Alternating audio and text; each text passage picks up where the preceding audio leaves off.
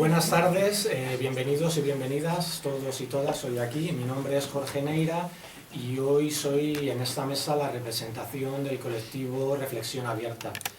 Este colectivo es un grupo de personas del ámbito vecinal y del ámbito sindical, del ámbito activista en general, que hemos hecho una conexión para intentar llevar temas de relevancia a nivel global al debate y al análisis común entre todos y todas.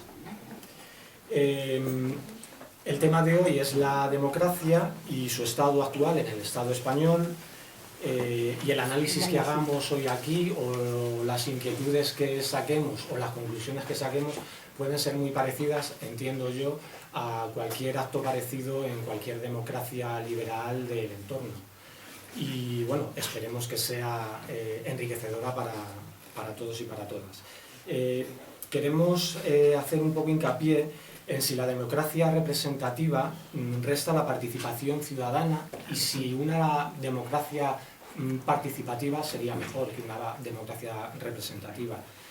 También si los poderes del Estado funcionan y si están a la altura de lo que se merece la sociedad.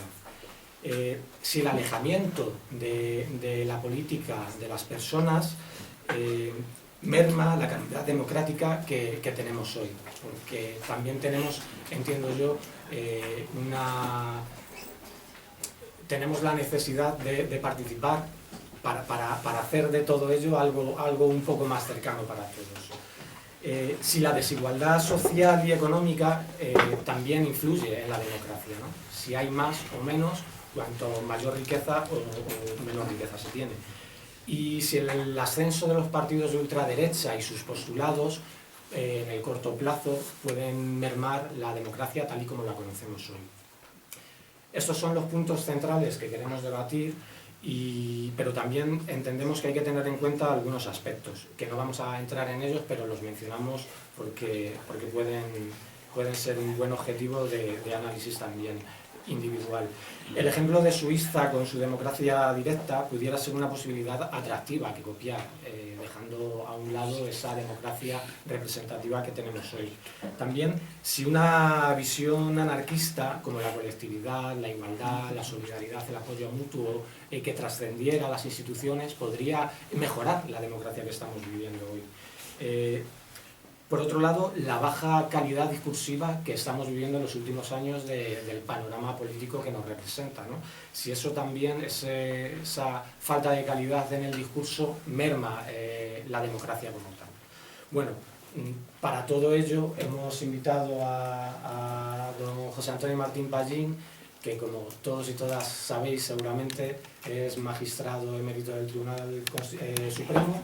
Ha sido también presidente del comité ético que realizó el informe de las residencias de mayores en el periodo COVID-19 y bueno, entre otros muchos más aspectos. Con eso nos podemos quedar, ¿verdad? Tiene una larga trayectoria, más o menos conocida por todos y por todas, que no vamos a mencionar aquí. Y bueno, sí tengo que decir que sin conocer las personas que componemos Reflexión Abierta al señor Pallín y sin el señor Pallín conocernos a nosotros, ha sido muy fácil contactar con él, ha sido muy amable en aceptar esta invitación y bueno, no tenemos más que palabras de agradecimiento que hoy, en este momento, podamos estar aquí para realizar este acto. Y antes de comenzar y darle la palabra, también es de agradecer la cesión de este salón de la librería Sin Tarima y de Santiago, que hoy, en esta hora y media, 2 horas, pues va a ser nuestro hogar, ¿no? Y estamos muy contentos por ello, se lo agradecemos también profundamente. Les cuento muy rápido cómo va a ser el acto. El señor Pallín va a tomar la palabra ahora y va a realizar su ponencia en los postulados que él crea conveniente durante 40 a 60 minutos aproximadamente, lo que de sí, y posteriormente vamos a tener unos 30 minutos aproximados, puede ser algo más o algo menos, dependiendo de cómo vayamos con el horario, para realizarle preguntas o para hacer reflexiones individuales. Si se hacen reflexiones individuales, que sean extremadamente cortas, porque hoy somos muchos y muchas y el tiempo corre, cuando lo estamos pasando bien, corre muy deprisa. Entonces, sin más dilación, gracias a todos por estar hoy aquí y le cedo la palabra al señor Pallino.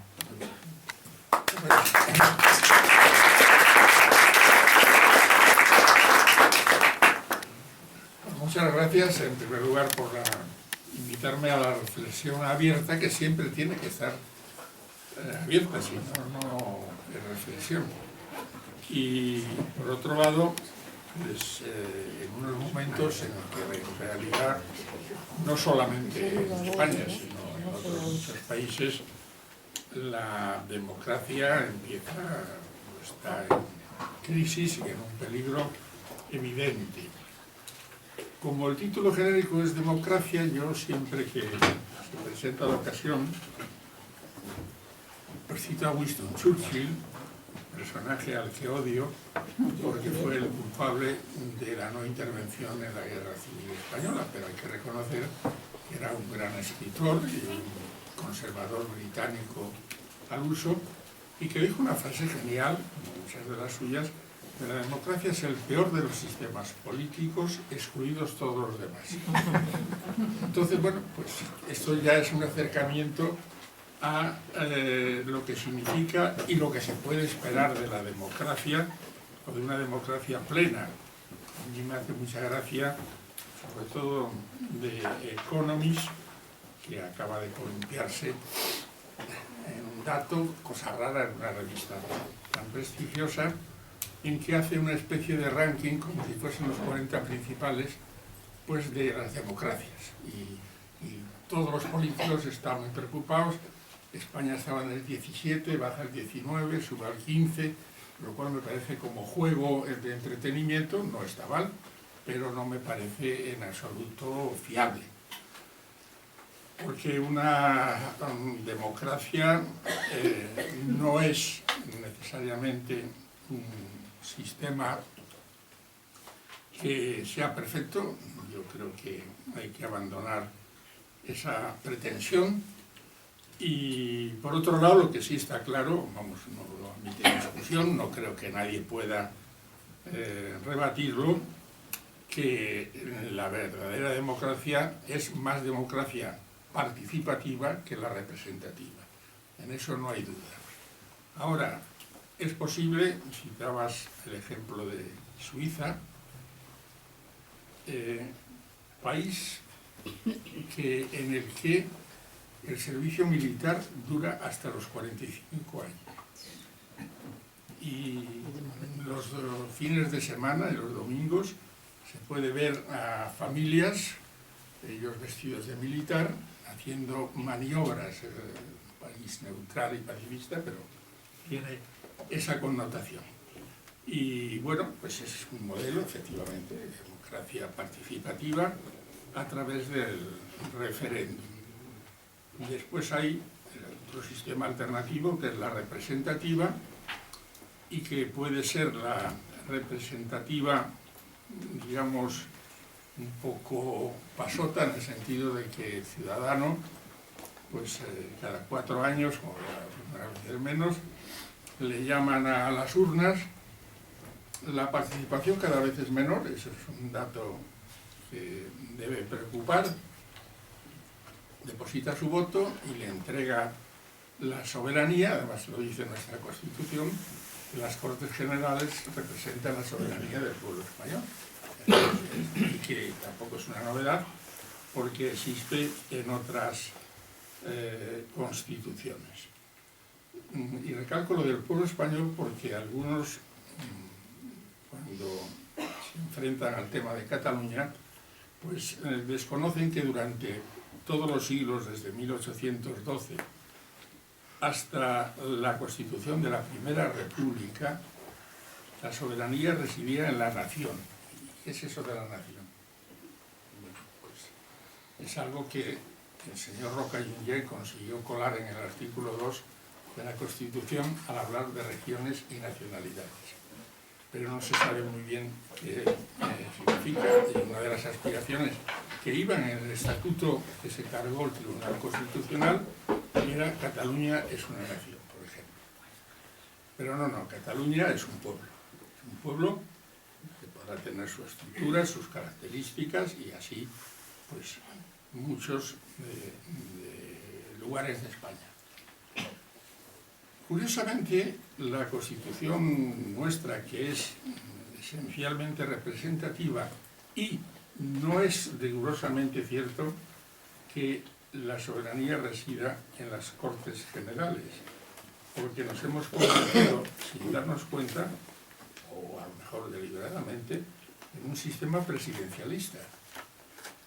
Bueno, ahora, claro, la derecha ha sacado toda la artillería gruesa para que, como no pueden combatir el socialismo, porque además la mayor parte de sus seguidores no les podrían seguir porque no son capaces de comprender eso, pues le han denominado sanchismo, que es como madridismo o atletismo, o es, no, mire usted, es el socialismo, mejor o peor, pero incuestionablemente se ha convertido en un régimen presidencialista.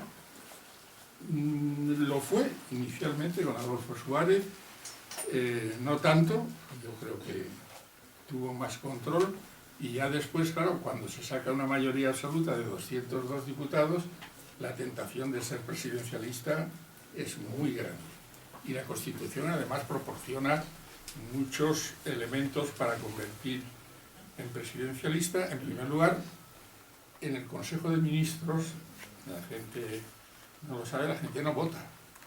En el Consejo de Ministros, y en algunos casos le dan la palabra al ministro de turno, pero al final el que decide es el presidente.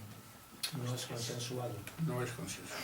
No hay votación ni siquiera, y es más, a lo mejor hay una manifestación de ideas mayoritaria en un sentido y el presidente dice, bueno, pues esto se hace lo que yo digo. Y esto lo han hecho pues Felipe González, Aznar,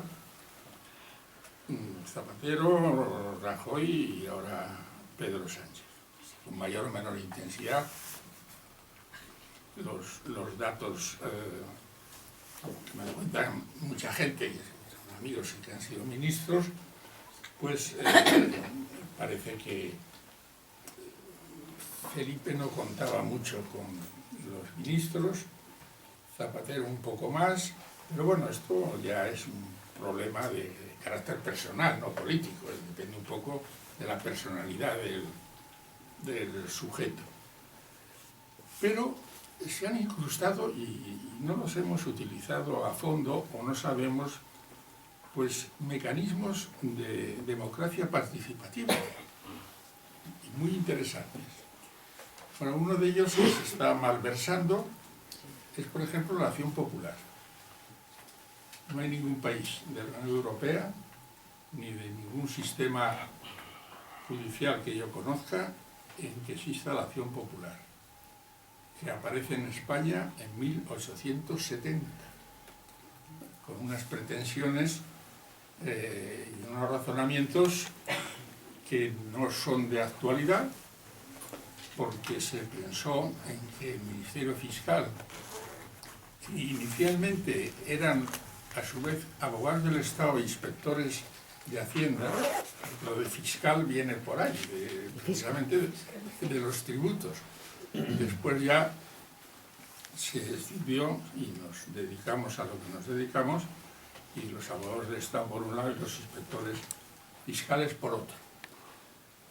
Entonces ahí el pueblo dice, todos los ciudadanos españoles tienen derecho a ejercitar la acción popular si estiman que ha habido algún acontecimiento que puede ser calificado como delictivo acudiendo a los tribunales. Bueno, pues es una forma mínima de democracia participativa que se ha prostituido en manos de unos señores, de unos delincuentes, y lo digo y no tengáis ningún reparo, porque fueron condenados por extorsión, los manos limpias, ¿no? Y después el Tribunal Supremo del señor Marchena dijo que habían extorsionado, pero un poquito, que por tanto pues no alcanzaba la naturaleza o el nivel de delito, era una extorsión light, como se dice ahora. Y por tanto pues los absolvió, y curiosamente desde que salieron de la cárcel no paran. Es que están poniendo querellas seguramente en este momento estarán ya en la Plaza de Castilla poniendo alguna otra querella contra todo lo que se mueva, por supuesto, del sector de izquierdas. Hay otra forma de democracia participativa que existe en pocos países, pero esta ya está más generalizada, y que no solamente es participativa, sino que el ciudadano o la ciudadana adquiere la condición de poder del Estado. Es el jurado.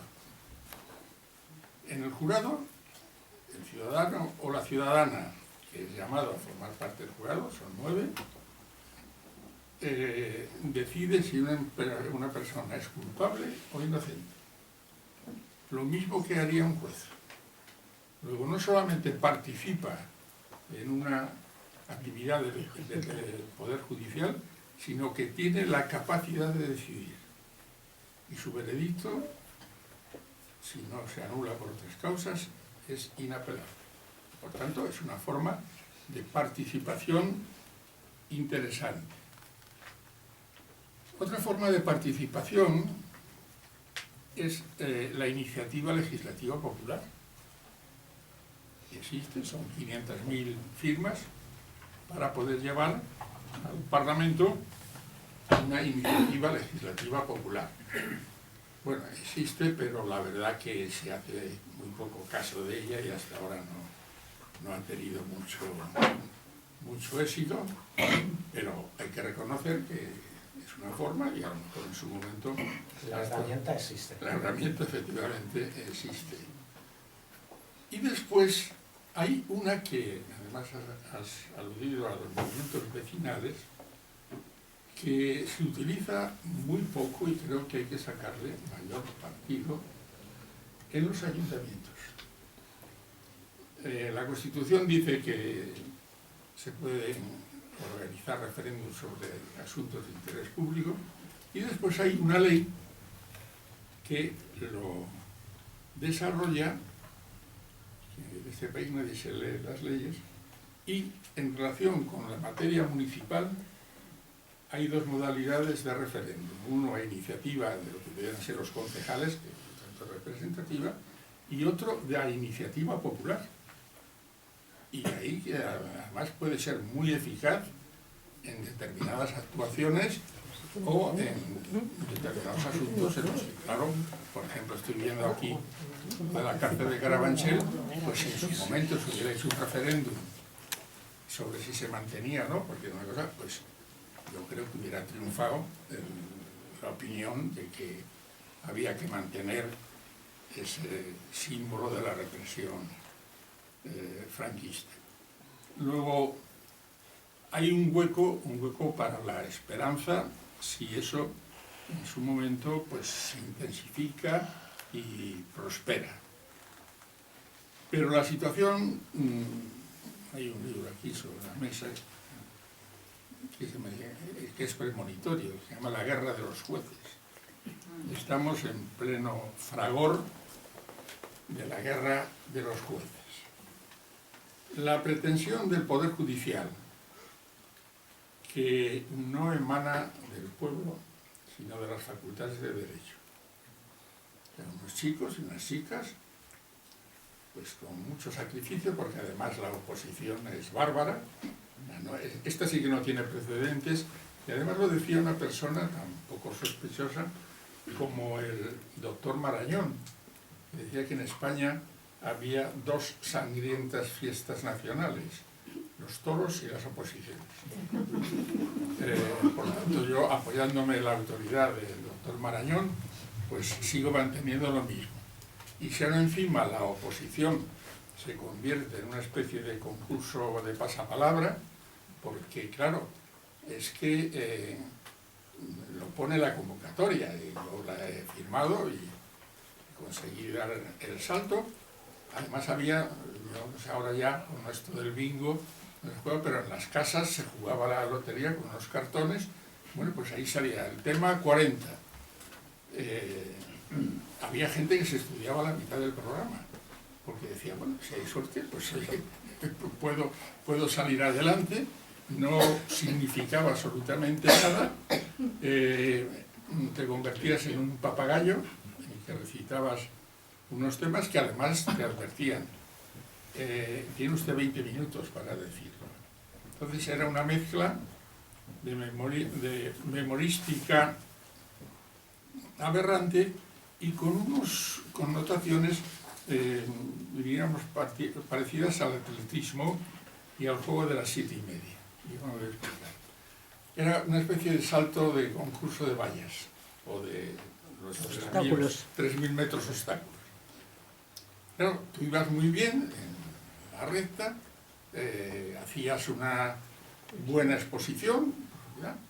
Pero, como decía en la venganza de Don Mendo, dice, al hablar de explicarle a Magdalena que las 7:30 era un juego vil, dice, porque el no llegar da dolor, pero hay de ti si te pasas es peor.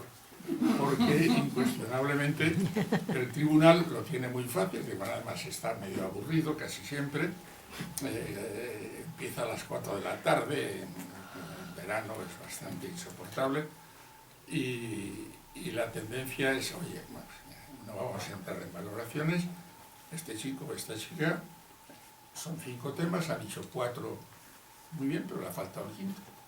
Por tanto, lo siento mucho, pero no puede ser juez. Esto cuando lo cuento o se cuenta en el extranjero, bueno, primero los ingleses dicen, pero estáis locos. Pero un chico o una chica con mucha suerte, terminando la carrera a 22, 21, a los 23 o 24 años puede ser juez, sin ninguna experiencia a sus espaldas, salvo 8 horas metida en su casa, memorizando algo que se te puede ir en un momento, porque claro, ahí incluso influye también no solamente la suerte, sino si ese día o el día anterior has tenido fiebre o estás en malas condiciones físicas. O sea que es un sistema aberrante que después algunas veces se corrige con la experiencia, pero claro, la experiencia se hace al ser juez. O sea que tú llegas al pueblo, yo siempre pongo el ejemplo de si a un piloto de aviación, para ser piloto, le exigen 200 temas sobre las isobaras, las altitudes, etcétera, etcétera, saca el número 1 y al día siguiente se pone a pilotar. Vamos, a mí como me saluda una azafata diciendo, me saluda el comandante tal, que es el número 1 de su promoción y es su primer vuelo. Le digo, señorita, ponga la escalera, que me bajo porque no tiene ningún sentido, ni tiene ningún sentido que un juez o una jueza, un chico o una chica, vaya directamente a un pueblo. Esto lo heredamos de Francia, no el sistema de oposiciones, porque en Francia, por ejemplo, el sistema es parecido, pero en primer lugar hay un examen de cultura general. Y yo recuerdo en mis tiempos que teníamos relación con los franceses en la clandestinidad, que por ejemplo, a un íntimo amigo le habían preguntado por la Nouvelle Vague. Claro, eso le dices a un chico o una chica recién salido de la facultad, eso de la Nouvelle Vague, ¿qué es? O sea, hay que tener una cultura como mínimo. Hay un test psicológico, cosa que aquí no existe, y mi amigo ya fallecido, Bonifacio de la Cuadra, siempre se empeñaba en que tenía que haber un test psicológico. Y después, en Francia hay una escuela de la magistratura muy solvente y saben perfectamente que a ese chico o esa chica no la pueden mandar solo a un pueblo, a Medina del Campo o donde sea, y tiene que ir obligatoriamente a un tribunal colegiado, para que por lo menos los otros 2 magistrados que tienen tiempo de experiencia, pues le vayan formando. Y así se adquiere pues lo que tenemos y que es desolador, porque claro, esto produce una consecuencia que mucha gente no valora. Un chico o una chica que se ha tirado 5 años como mínimo, 5 años, encerrado en su casa prácticamente sin salir, sin amigos, sin contacto con la realidad social, y que por fin consigue superarlo y lo llevan, pues tiene una tentación innegable, que yo incluso lo comprendería aunque no lo comparto. Digo, bueno, señores, yo he dedicado 5, 6, hasta 10 años y tal, y ahora parece que a final de mes pagan la nómina, y entonces yo voy a ser pues un funcionario. Como el código dice esto, el señor dice lo que sea, pues han inventado la inteligencia artificial. Es decir, por un lado el hecho, por otro lado, esto se hará en el futuro.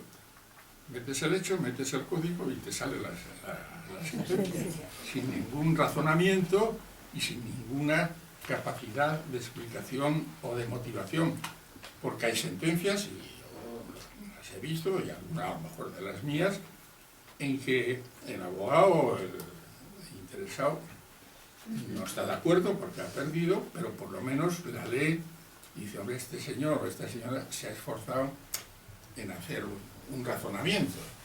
No me gusta, pero hay que reconocer que ha hecho un razonamiento. Aquí el razonamiento brilla por su ausencia en la mayor parte de los casos. Discúlpeme un segundo, señor Pallín. Hablábamos de los poderes del Estado, si estaban a la altura.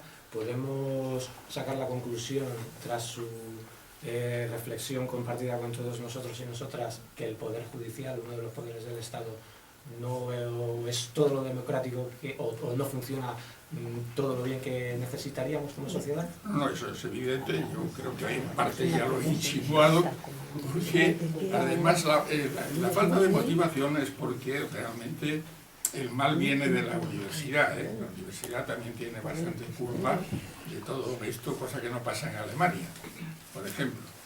Y por extender un poco, hay un caso que no se lo van a creer, pero seguro que es cierto.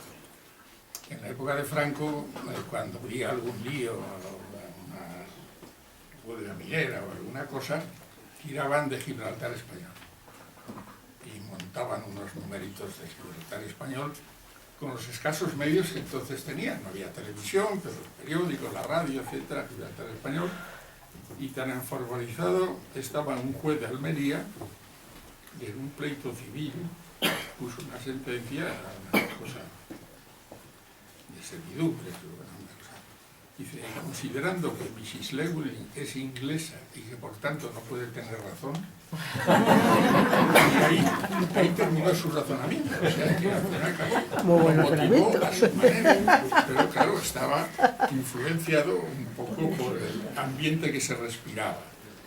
Ahora, efectivamente, hay algo peor, es que hay una deriva y una inclinación de la balanza, que claro, mucha gente siempre piensa que se fije de la justicia con la balanza, y nadie se da cuenta de que lleva en la mano una espada, y por tanto que nadie se haga ilusiones de que si en un momento determinado la balanza se equilibra y no le gusta la destrucción, puede sacar la espada y por tanto hacer lo que le parece y faltar a su deber judicial. Hay una crisis que se ha acentuado porque, creo que lo había insinuado antes, en todos los países la tentación de los jueces de corregir al poder legislativo y al poder ejecutivo existe. Lo que pasa es que, según la cultura democrática que existe en ese país, hay jueces que dicen, en un momento determinado, esta decisión, esta ley, la de amnistía, por ejemplo, etcétera, yo la voy a corregir. Y la corrigen entrometiéndose en un terreno que no es suyo.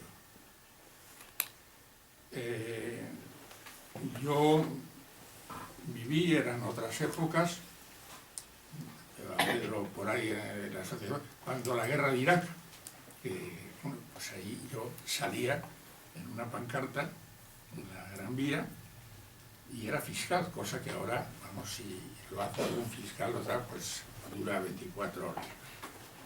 Y me llegó una querella, al poco tiempo, contra Aznar por habernos metido en la guerra de Irak.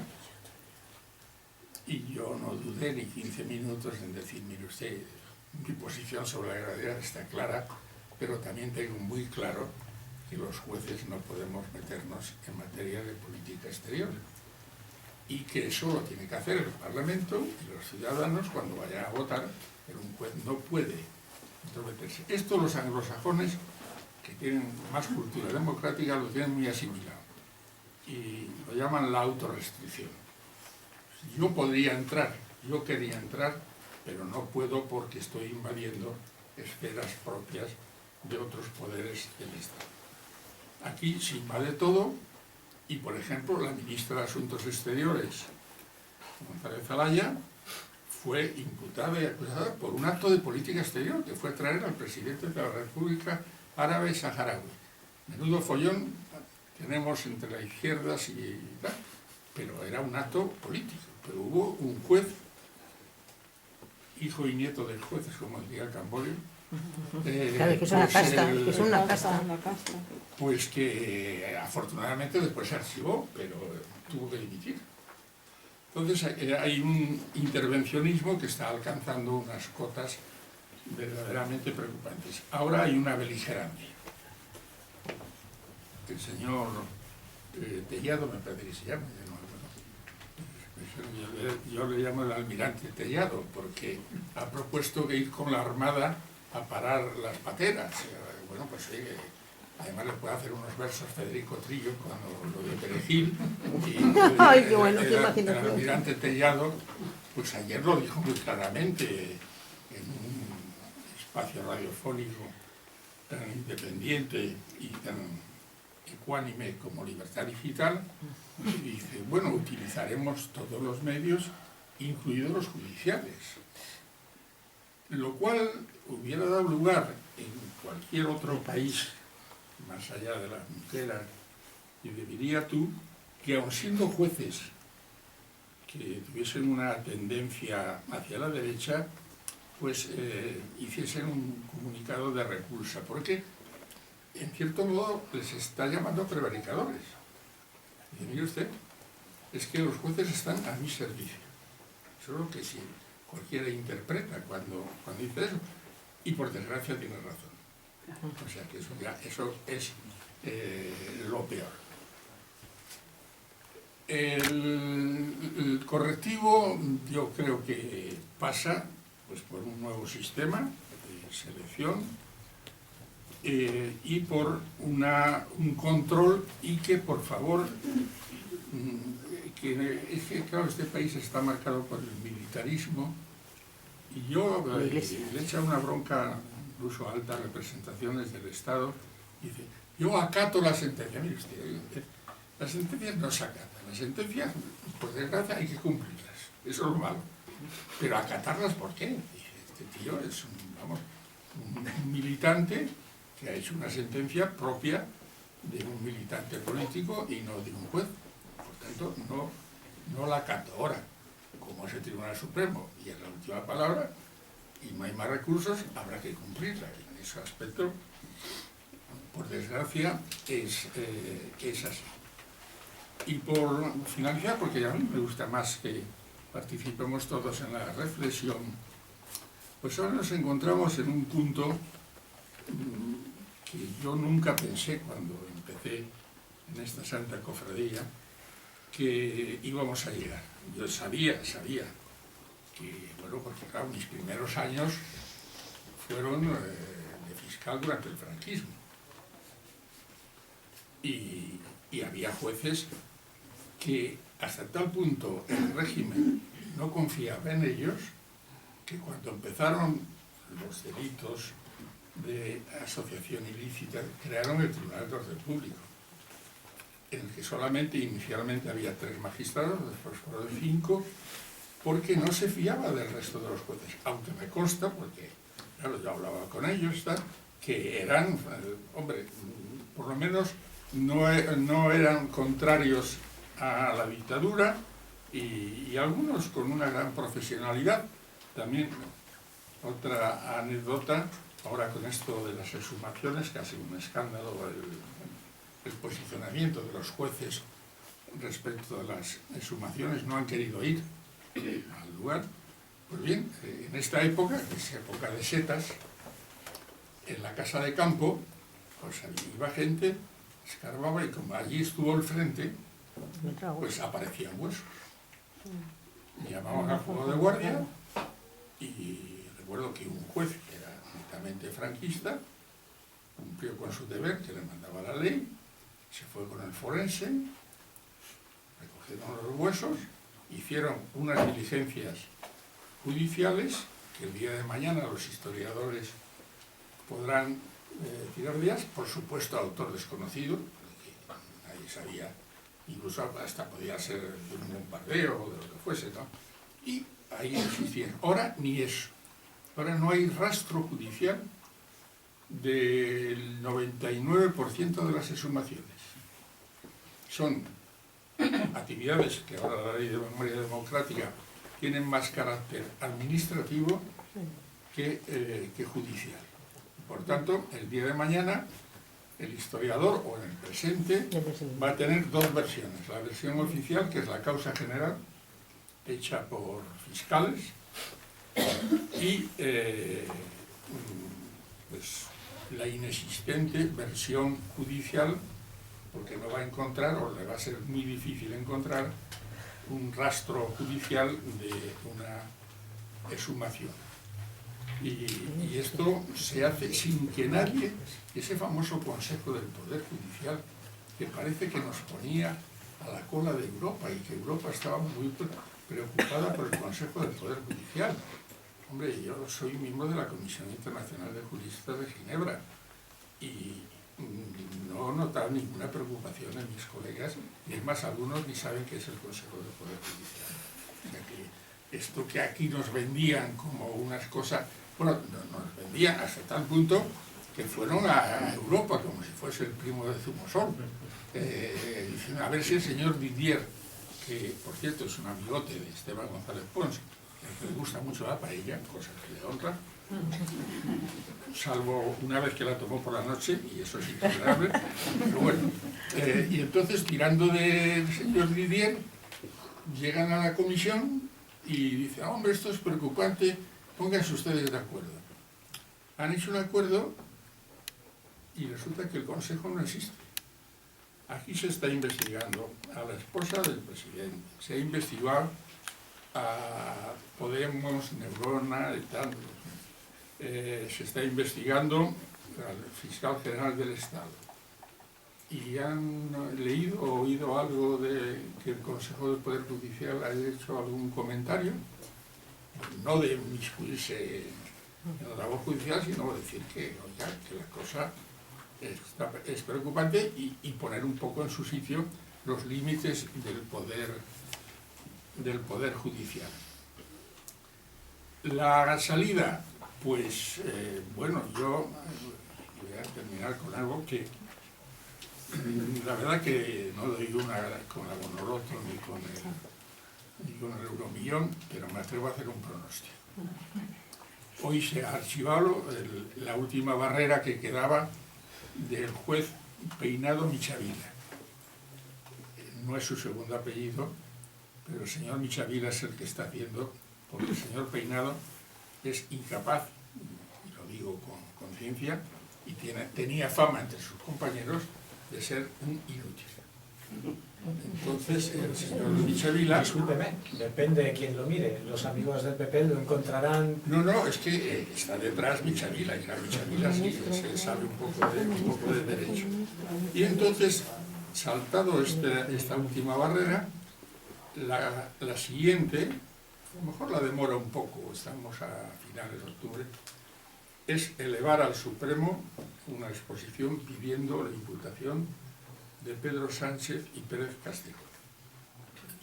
Eso es lo que va a hacer. Bueno, está grabado, veremos un poco más adelante si el señor Ballina ha acertado. ¿He acertado o no he acertado? A lo mejor Michavila le para los pies, o sea, no sé qué le dirá. Pero esto es muy, muy previsible, porque es una circunstancia verdaderamente... lo de la mujer del presidente, sea el presidente socialista, sea del PP o sea de cualquier otra ideología, no se sostiene. Y lo del fiscal general del Estado es una cosa que ahí sí que ha debido intervenir el Consejo, porque claro, es un dato que, visto desde la perspectiva ya no solamente de la Unión Europea, pero digo Australia, un periodo, no lo conozco, pues le interesa, y en España el Tribunal Supremo enjuicia al fiscal general del Estado. Eso en sí mismo, el titular, es una noticia que tiene una trascendencia institucional. Aquí, como siempre, y eso pasa en todos los casos, se quiere hacer fulanismo. Es que si Álvaro es amigo de Lola Delgado, que si Almudena Lastra es la mujer de otro fiscal, y que no, mire usted, olvídese usted de los nombres, que los conozco muy bien, además sé muy bien lo que ha pasado. Pero no, es institucionalmente el Supremo y el fiscal general del Estado. Ni siquiera me refiero a Marchena, sino al Supremo y al fiscal general del Estado. Por tanto, hay que tener mucha capacidad de autorrestricción, como decía, para decir, mire usted, yo ahí no encuentro nada. Es que además lo dice. Pero bueno, esto sería otro tema. Si seguimos así, esto se va a judicializar eternamente, y lo que no se consigue por lo que es propio de una democracia, leyes aprobadas legítimamente en el Parlamento y que hay que cumplirlas por mucho que a uno no le guste. Respeto a todos aquellos que son contrarios al aborto o a la eutanasia de jueces, pero tienen que aplicar la ley. No pueden vertir su ideología sobre eso. O no se puede decir en una sentencia, como ha dicho el Supremo, hablando de la amnistía, usted puede tener la opinión que quiera sobre la amnistía, yo la respeto, pero vamos, no sé qué razones tendrán. Lo que no se puede decir en una sentencia es decir que la ley se hizo para conseguir los votos de 7 nacionalistas. Eso lo dice usted en su casa, incluso a lo mejor en una charla como esta, no digo que no, vaya él con su responsabilidad, pero eso no se puede incorporar a un texto que ahí está y que no va a mover absolutamente nadie. Y que, por cierto, cita a 24 profesores de Derecho Penal. Estoy indignado porque no me ha citado. Pero bromas aparte, la cuestión es muy, muy grave. Y termino con una buena noticia que ha aparecido hace unos momentos. Es que Estrasburgo, el Tribunal de Derechos Humanos de Estrasburgo, ya ha avisado de que va a anular la sentencia del procés catalán.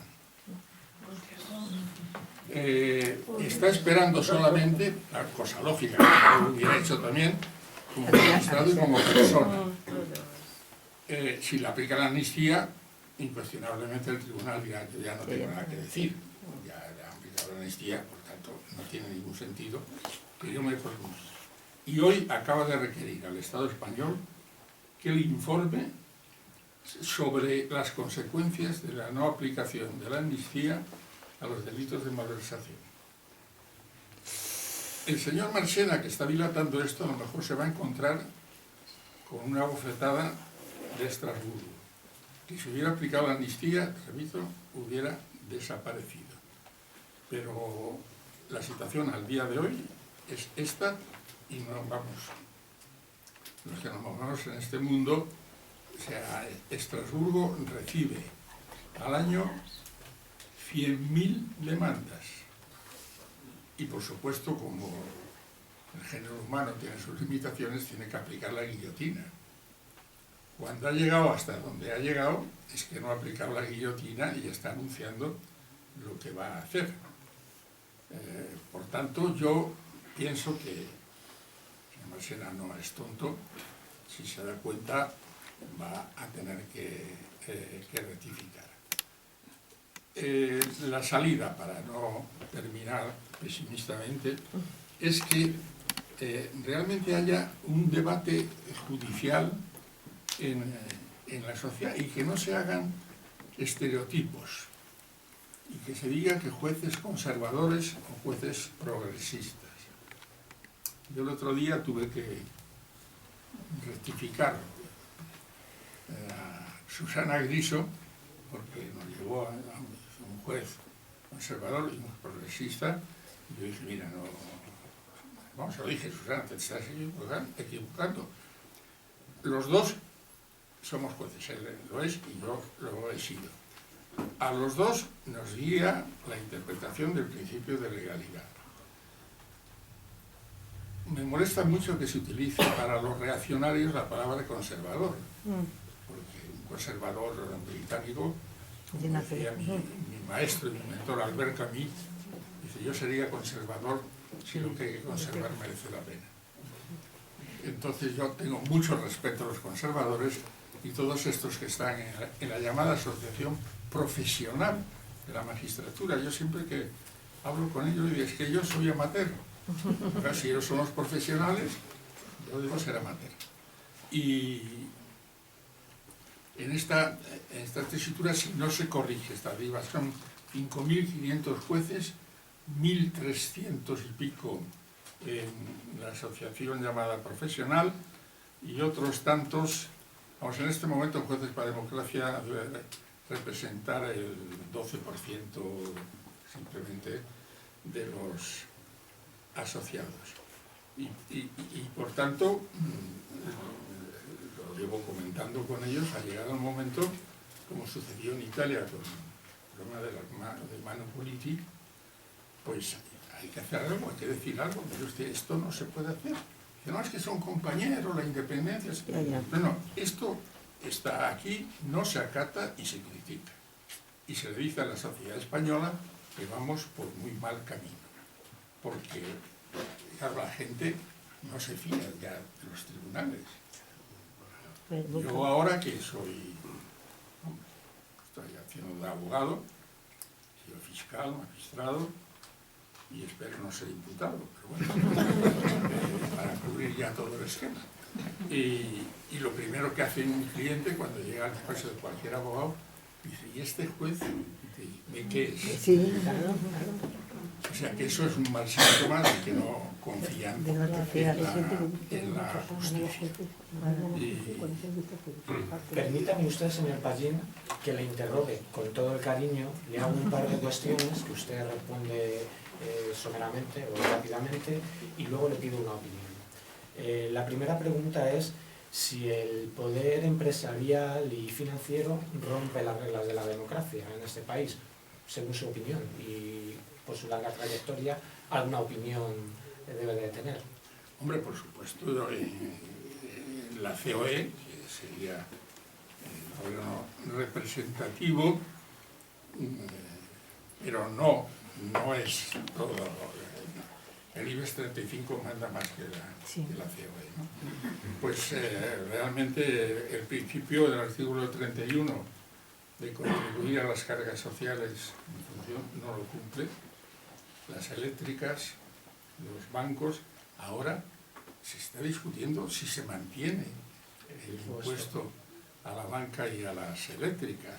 Y claro, disponen de una batería mediática, porque ese es otro problema, pero ya no puedo ya abarcarlo, que es que vivimos en un mundo en el que, salvando al país y la SER, con todas las opiniones que pueda haber críticas, todo lo demás es lo que yo llamo la tamborrada jurídica.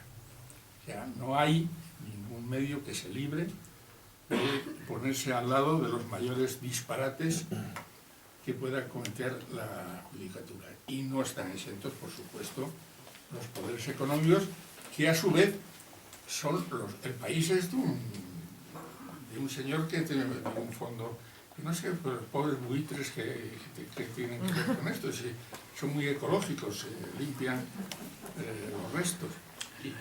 Y esto es sabido de los medios, y el señor Hearst, el famoso ciudadano Kane, pues es un emblema de lo que pasa, es una realidad, pero en otros países se ha podido conservar.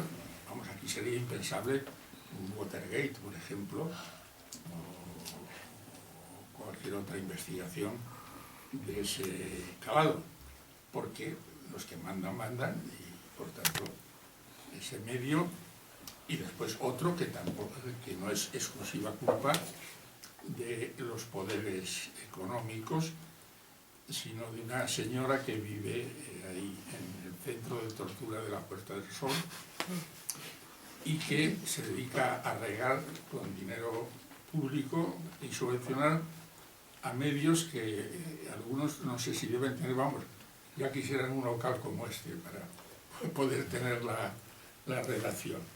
Y ese es un mal que nos está persiguiendo. Otra pregunta. Hay una entidad internacional, Freedom House, esta entidad promociona la democracia, la libertad política y los derechos humanos, y en su último informe del año 23 constata que hay retrocesos muy importantes en materia democrática a nivel internacional, sobre todo desde los primeros años del siglo XXI. Esto tiene un poco que ver, cuentan algunas personas, algunos entendidos, algunos analistas, con eso que contábamos antes de los partidos ultraderechistas, que cada vez están alcanzando más poder. Si llegaran democráticamente al poder, pudieran cambiar desde dentro para empeorar el sistema democrático, como por ejemplo aquí en este estado. Bueno, tenemos precedentes, parte en Francia, ganó Le Pen, que es digno de estudiarse, y ahora el fenómeno Meloni, que es que el señor Meloni está haciendo una política de inmigración que conocimos, pero está haciendo una política de vivienda que aquí no se está haciendo. Y claro, eso arrastra mucho voto, porque aquí uno de los sostenes del invicto caudillo fue la famosa obra sindical de la vivienda, y hay que reconocerlo, así fue. Y la gente dijo, bueno, pues oye, tenemos cubierta una necesidad vital, cosa que ahora pues es prácticamente imposible. Y no sé si saldrá después, pero lo digo ahí en el libro de la guerra de los jueces, el famoso, como ya tenemos que adaptarnos a los anglicismos, el famoso lawfare, de hacer la guerra mediante el derecho, pues mucha gente no sabe, dice, no, es que el juez Peinado está haciendo lawfare. El juez Peinado no sabe qué es el lawfare ni nada, sabe lo que está haciendo, pero no sabe qué es el lawfare. El lawfare es una decisión que toma el Centro Estratégico de Estados Unidos, porque los yanquis también piensan, reflexionan. Y claro, llegaron a la conclusión de que su política desde Truman era lo del patio de atrás y el golpe militar. Y claro, se dieron cuenta de que, por ejemplo, en Chile, en Argentina, en Uruguay y en Brasil, pero sobre todo en Chile, en Argentina, en Uruguay, se pasaron, hasta tal punto de que suscitó el rechazo de parte de la sociedad americana. Y en parte también, al mismo tiempo, se dieron cuenta que no solucionaban absolutamente nada. Y que fomentaron pues, muchos movimientos guerrilleros y tal. Y entonces pues, se les ocurrió decir, en vez de enviar militares y tal, ¿por qué no aprovechamos a los jueces? Son más baratos, además, no gastan mucho. Y ahí empezó el tema, Lula, Dilma Rousseff, Evo Morales, el de Ecuador, Rafael Correa, Fernando Lugo, el de Paraguay, que mucha gente no sabe, que además era obispo, y les ha ido dando resultados. Entonces, claro, dice, oye, ¿Qué es lo que están intentando hacer aquí? Yo hablo de la guerra, el lawfare de alta intensidad y de baja intensidad. El de alta intensidad es cargarse al presidente de la República o al jefe del Estado o a un presidente de gobierno, y después hay otro de más baja intensidad, por ejemplo, a lo mejor se molesta, que es el que sufrió Podemos. Dice, no, aquí lo que queríamos era cargarnos a un partido político y a sus dirigentes. Y eso es lo que están viviendo ahora y participando con entusiasmo los jueces, sin que nadie, al final del recorrido, termine archivándose, pero ha dado para 40 telediarios, no sé cuántas tertulias, para crear una opinión. Y crear una opinión. Por último, le pido ya una opinión muy rápida. Aquí hoy estamos reunidos un grupo de personas que yo supongo que todos y todas estamos interesados por la política a nivel general, ¿no? Y buena parte de nuestra vida pues la dedicamos a interesarnos, a informarnos y a participar de la manera que sea. En general, la sociedad en España, ¿qué responsabilidad tiene en cuanto a esa desafección tan generalizada, valga la redundancia, que hay con la política? Estos argumentos que se ven tan simples como todos son iguales o a mí la política no me interesa. Bueno, pues sí, se reduce a ese simplismo, pero yo volvería a Winston Churchill. Todos son iguales, pero no están iguales. O sea, en el sentido de que tienen razón muchos jóvenes que ahora no pueden acceder a una vivienda. Vamos, el fenómeno del libro que han estudiado todos los politólogos es el trasvase del caladero de voto comunista en Francia, en la banlieue, a Le Pen. Eso tiene que estudiarse con cierto detenimiento. ¿Por qué ha pasado esto? Porque mire usted, por muchos factores incluso, se me da cuenta que lo que ustedes prometen después no lo hacen, porque dicen que hay intereses superiores, internacionales, estamos en un mundo globalizado, las cosas como son, y por tanto, y ya lo intolerable, que yo creo que eso hasta incluso debía incluirse, lo digo conscientemente, en el Código Penal, lo que ha dicho Josu Imaz hoy. Si no levantan el impuesto a las energéticas, nos vamos. Bueno, pues nos vamos a Carabanchel.